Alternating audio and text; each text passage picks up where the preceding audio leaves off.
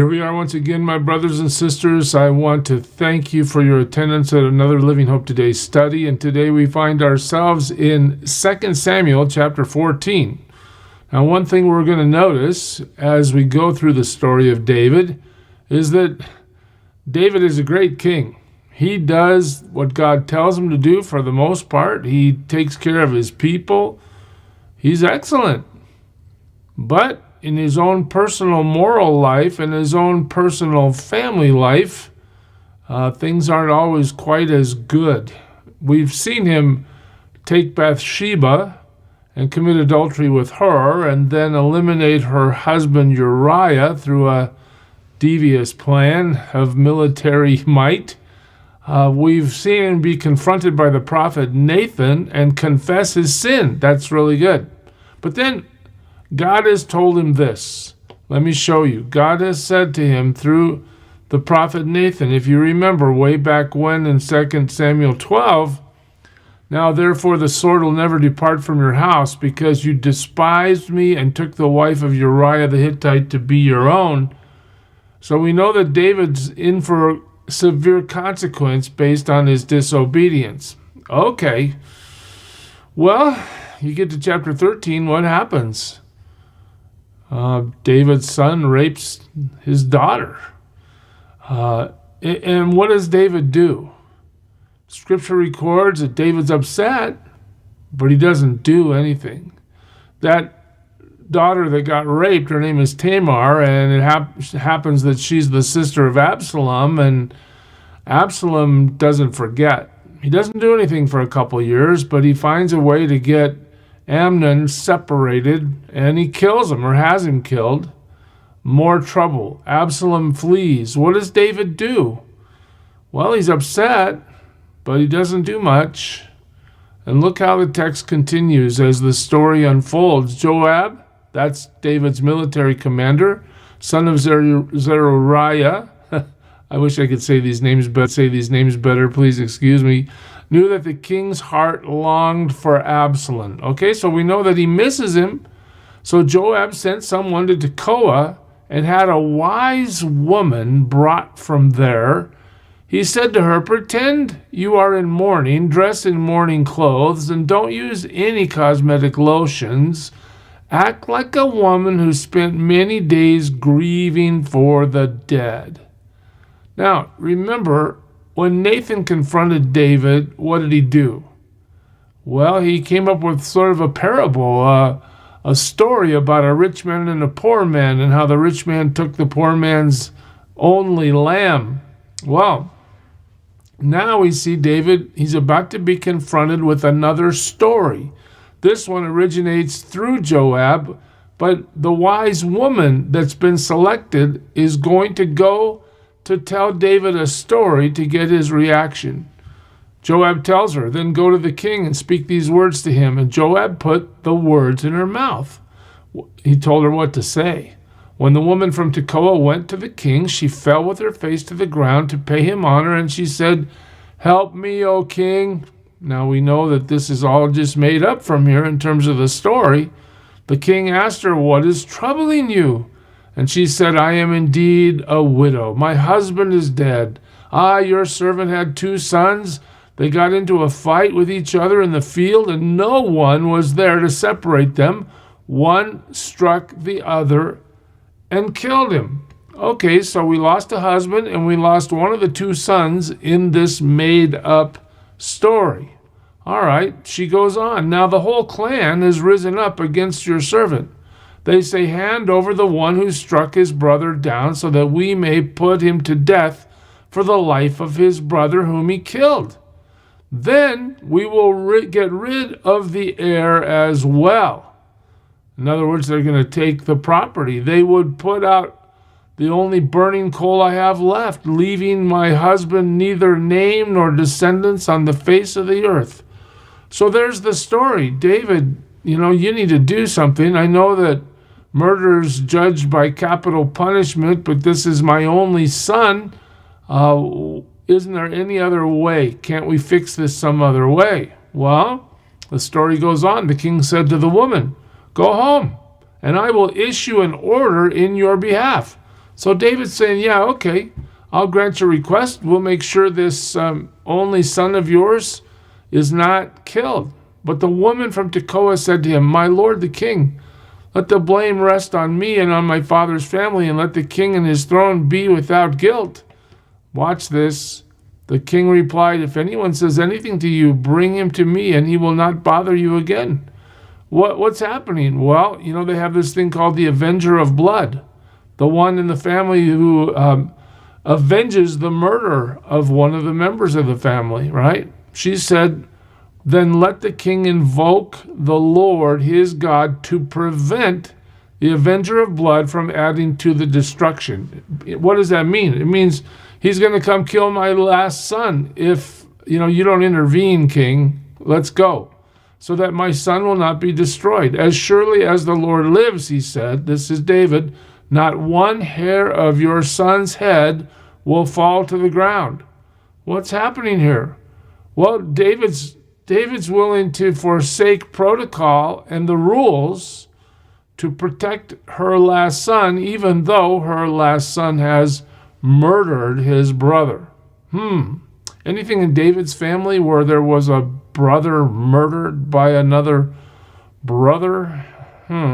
David didn't do anything about that, but now that he's talking to this lady, well, he is presented with this hypothetical story. Now he's willing to do something. Okay, David. Then the woman said, let your servant speak a word to my lord the king. Speak, he replied. Here we go. Here comes the confrontation. The woman said, why then have you devised a thing like this against the people of God? When the king says this, does he not convict himself? For the king has not brought back his banished son. Oh, hey, David, this well-crafted story presented by this wise woman from Tekoa has just trapped you. You haven't brought Absalom back, have you? You haven't done anything in your own family. You've judged what I wanted to hear in my hypothetical story well. That son who killed his brother isn't going to be executed, but what about your son? Like water spilled on the ground, which cannot be recovered, so we must die. But God does not take away life. Instead, he devises ways so that a banished person may not remain estranged from him. Look at this, David.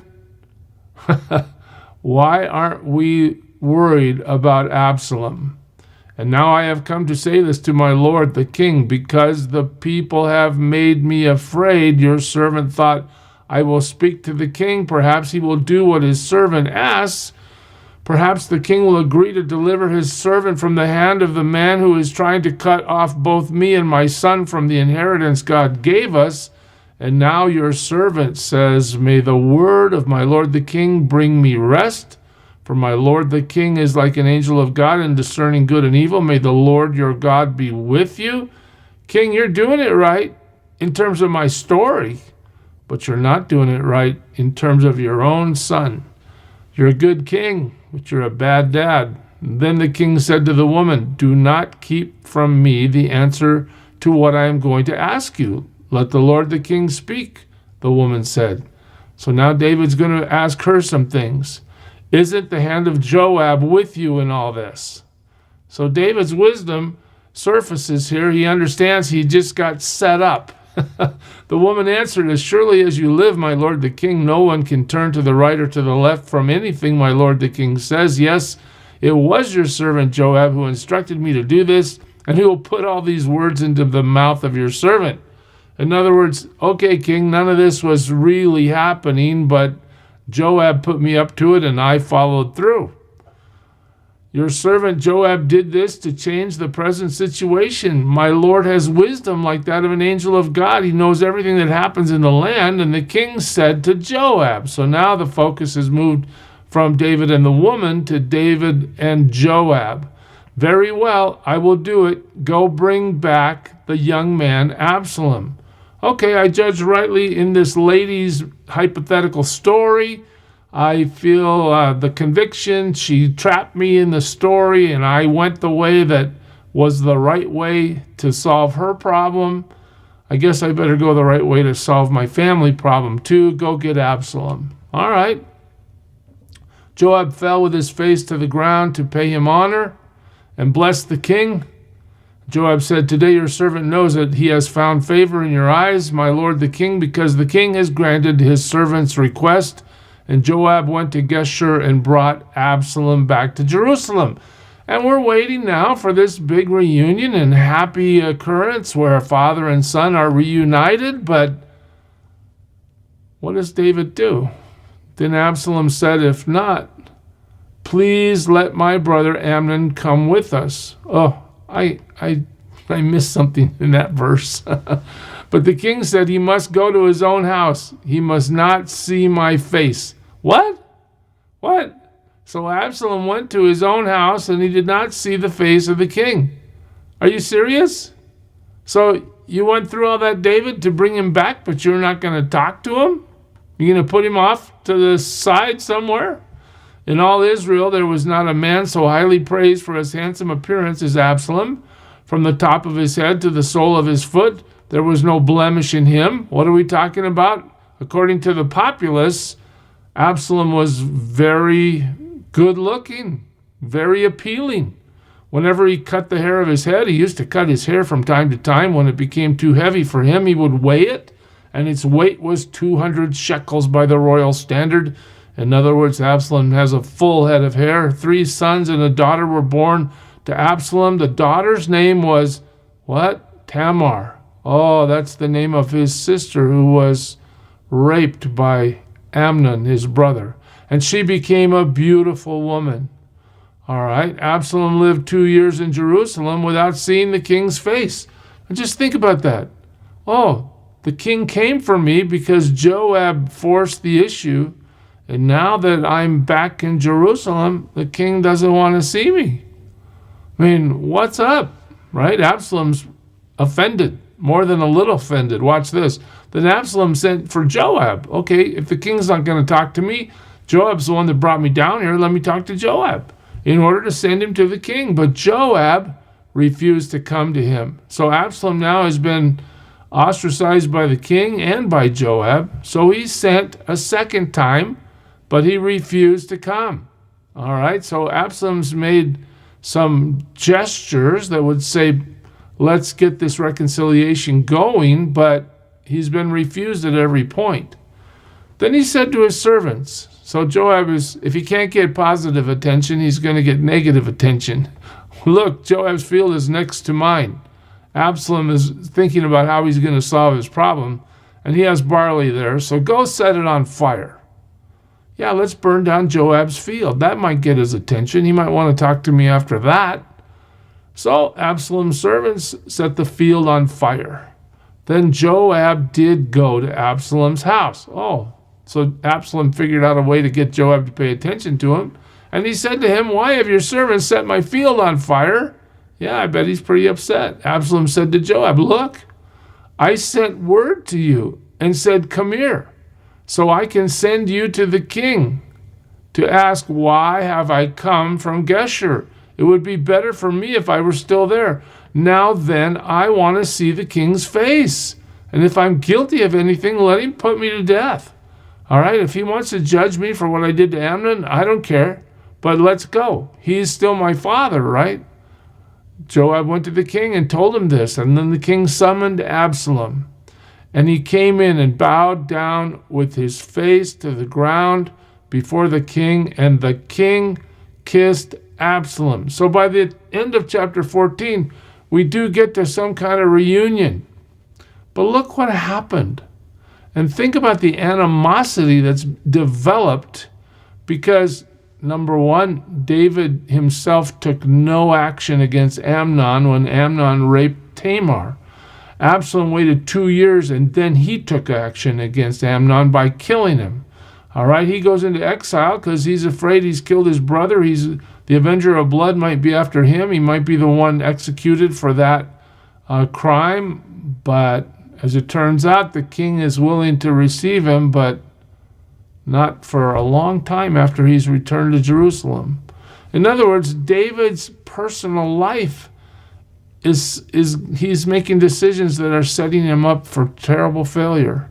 And we're going to watch this family unravel even more as David continues to miss the cues that would cause him to make good decisions as a father. Very insightful in terms of our own lives, that we need to pay attention that we do right in public and that we do right in private too. We treat our family with the same love and respect God requires of us on the outside. We need to pay attention to the inside as well. Well, we'll take it there next time. God bless you, church. Serve him well. Who is it who for sinners shed his blood, and now for cleansing all can plunge beneath that flood? It's Jesus. But do you know who he is?